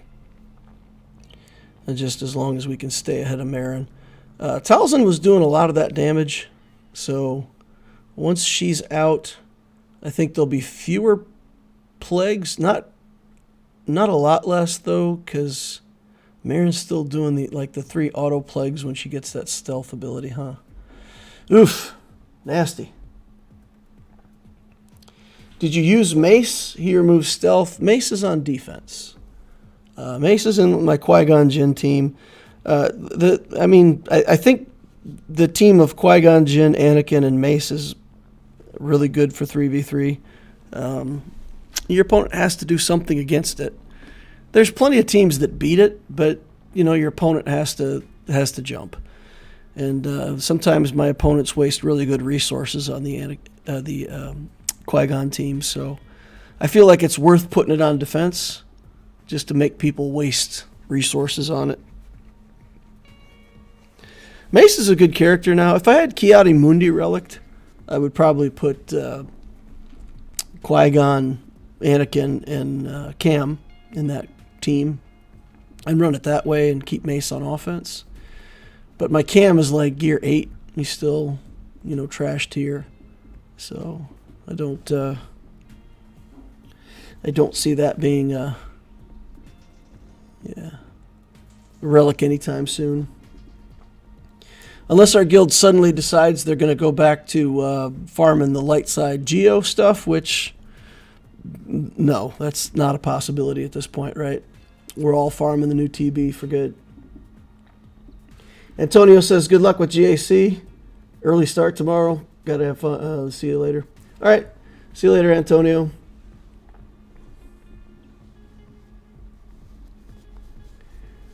Can Vader put one-shot Marin? Yeah, Vader got Marin. I mean, we killed her on the Merciless Massacre turn. The problem was, I mean, you got to kill 3 Night Sisters to get 1 kill. So that Marin brought back. Marin came back from the zombie, and then I couldn't get her killed again. All right, now what do we have that can beat this? We still have Mando, right? We still have... What do we have that could go with Padme that would be decent at all for Galactic Republic. Got, I mean, that's not horrible. Let's try this. Ahsoka can remove the, we can't get rid of taunt though, can we? We'll be stuck killing zombie a lot. Alright, do some damage to Marin. Get a kick on her if we can. The answer is no, we cannot. Stun. I don't want to use that skill yet. I want to wait on that skill until I need to remove plague stacks, which is now.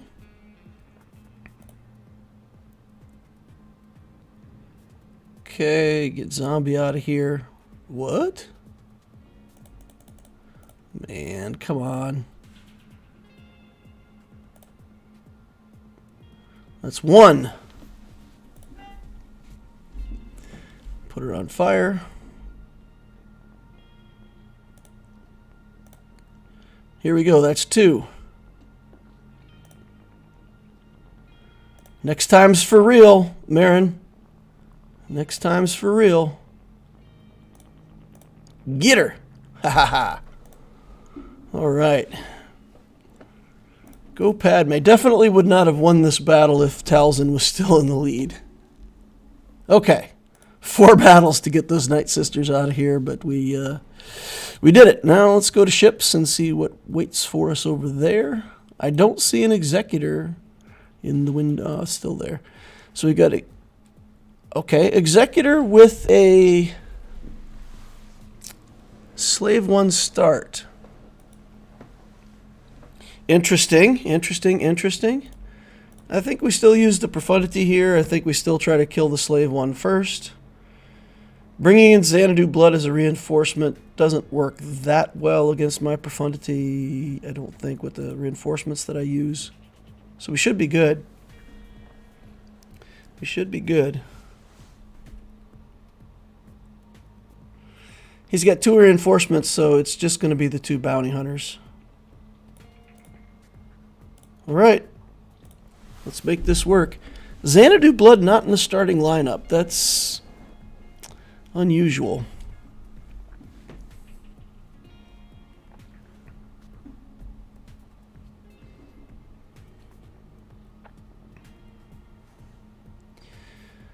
Okay, we're going to take the assist first because we don't have to remove stealth from anybody. That's nice. We'll do damage here. And then we'll do damage here. Alright. 1 down. 4 to go. Okay, let's just do a basic here. Alright. Let's heal up. Now we got to get that breach off of this dude. So as much as it pains me to use it that way, I'll just use the cleanse version of it to get the taunt off. And then we can kill this IG-88. Post haste. Oh my goodness, look at that. Sweet, sweet revenge. Okay.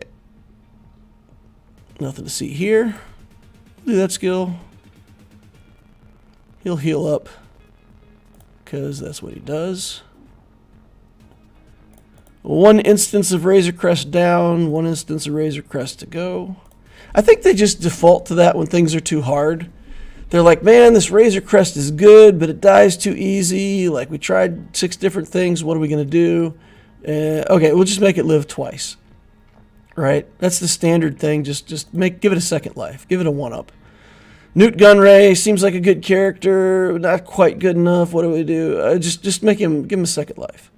Just leave him like he is. Give him a second life. Let him come back again. All right. There's a lot of things that self-resurrect. Bounty hunters with, the ability to come back once.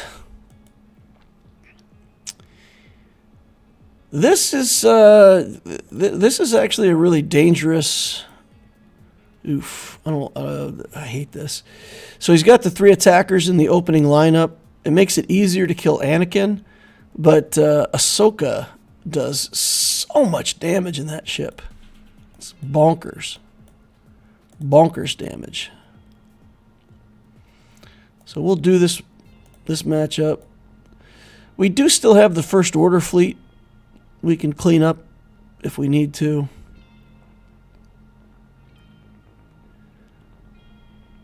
All right, but we've got First Order and Radis left over. That's the 2 fleets we have remaining. Okay. We'll get off the buzz droids here. That's nice. Okay, do some cleanse action here. And we'll stay on Anakin. We'll put buzz droids on everybody else, but Ahsoka will just remove them instantly because that's what she does. And Anakin goes down. That buff immunity working overtime. He doesn't get to go into stealth. Try a stun here. Because, you know, why not? We can. Buzz droids for you. We'll just attack. Okay. Spy coming in. I want Ahsoka. I don't get Ahsoka. We'll take 5s. Okay. Kill him. We're doing really well. This is working out honestly better than expected. And Ahsoka's got her skill back up. We will put buzz droids on her. She'll remove them, and then she'll be dead. If we can get a stun on her, though, she can't remove buzz droids while she's stunned. Oh, get a tank in here. That's inconvenient. Tank is in reserves. Okay. Buzz droids for you, buzz droids for everybody. Get some more lightning bolts up. We'll do more buzz droids because if some buzz droids are good, more buzz droids is better. Okay, that worked out quite nicely. What do we want to do against the Radish here? First Order or a mirror match? I think probably First Order.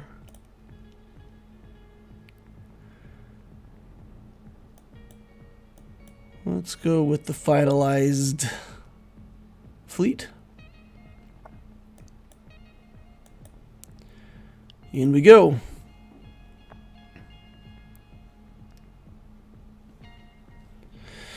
All right, so it's really hard to get around killing their tank first. So you can work around the tank, but it's pretty annoying to try to do so. So what we will do is hit Ray Scavenger with this missile. And then we will just go to work on this opposing tank. Just do a basic here for the moment. And let them do stuff. And then see if we get a stun again. Nope. None for you. We're going to pass the turn right on over here and get a big hit. Nope. Okay. Crit immunity on this. Can't be critically hit. I don't think any of this has the ability to... I mean, I got to use my shuttle if I want to get rid of that set of buffs, huh? Okay, well... I guess that's what it is. Reinforce with Sith. Interesting. We'll stealth everybody up. Just do a basic here. Get rid of those buffs. Oh no. Losing our First Order, or our TIE Silencer here, that would be bad. Call the TIE Silencer, and that should be it. Okay, tank down. Get rid of the foresight on this dude. And then we'll do this and go for a big hit here. Oh, almost. Just go again. And can we one-shot Ray? Oh, so good. It's pretty satisfying. And then we should be able to kill that ship.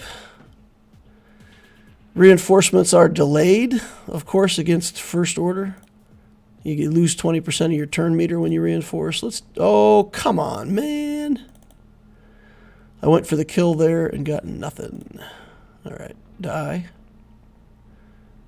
And big hit. Pow, 311. I gave him the 311 for the full clear. Not 2000, 1994. Those Night Sisters, though. Giving us a no-banner win back there. Okay, but we dropped 2 battles, right? We dropped the Night Sisters and we dropped the Inversio. But I think everything else we cleared, right? I think everything else was good. It's not bad. It's not bad. He's still got some stuff that he has to deal with for my defense. What do you think, guys? Is this a 3-0 week? Have I managed to go 3-0? That would get my skill rating up to like 3299. Would put me solidly in that region of, players that are far enough above me that they'll pound me back into the Stone Age. We'll see. We'll see. I think it looks pretty good, though. My opponent's going to have to play pretty well to beat those banners. Whiskey Hoarder predicted the win quite a few minutes ago. You can probably start an account and get to 5 million just with the hyperdrive bundle and all the light speed bundles. I bought the light speed bundles on Loquitur. Let's see.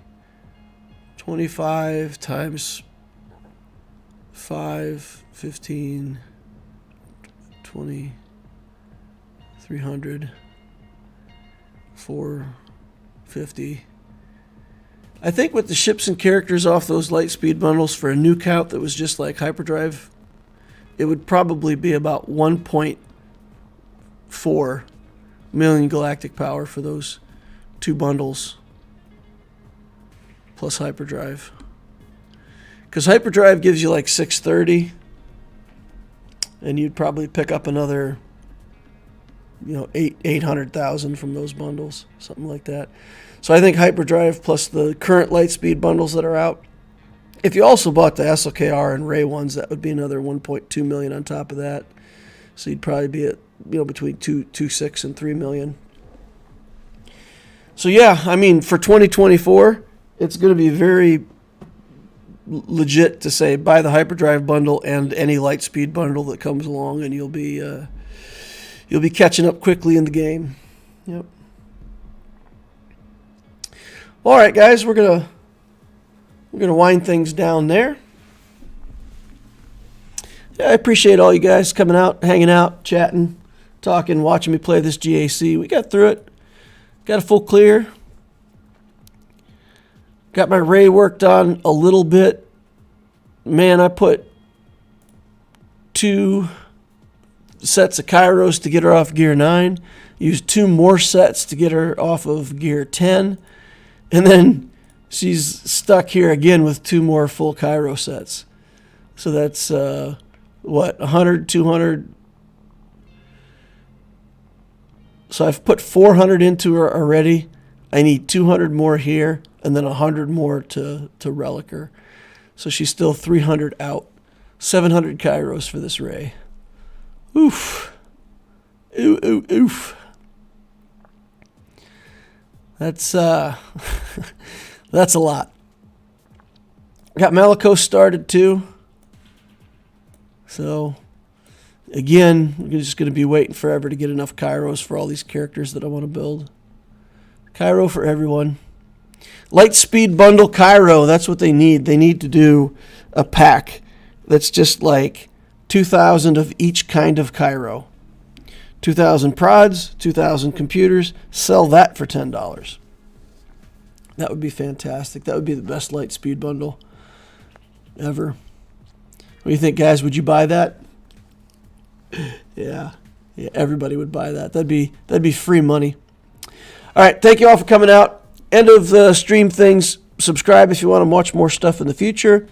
Use the notification bell if you want YouTube to tell you when I'm doing my live streams. The link to the Discord is down below. You can click on that, become part of our Discord community. It's a fantastic place to hang out. Learn some stuff. There's an Ask Loquitur channel. You can ask questions to me directly, and I'll try to answer them when I get time. And, of course, hit that like button on the way out. If you didn't hit it on the way in, it does help my channel. And I see some of you all haven't hit the like button yet. So if you could smash that, I certainly would appreciate it.